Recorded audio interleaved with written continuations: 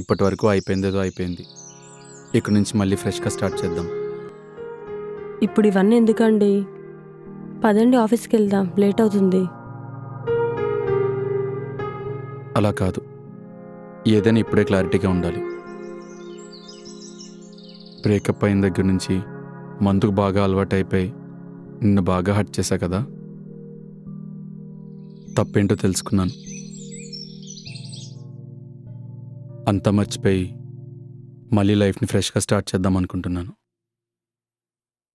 మీరే తిడతారు, మీరే కొడతారు, మళ్ళీ మీరెప్పుడు మారిపోయా అంటున్నారు. సరే, ఇప్పుడు నన్ను ఏం చేయమంటున్నారు? అలా అంటావేంటి? మన ఇద్దరి మధ్యన ఏ డిస్టర్బెన్స్ ఉండకూడదనే కదా చెప్తుంది. నా వల్ల మీకు ఎలాంటి డిస్టర్బెన్స్ ఉండదులేండి. ఇప్పటి వరకు మీరేం చేసినా సైలెంట్గానే ఉన్నాను, ఇప్పుడు కూడా అలానే ఉంటాను. అలా కాదు,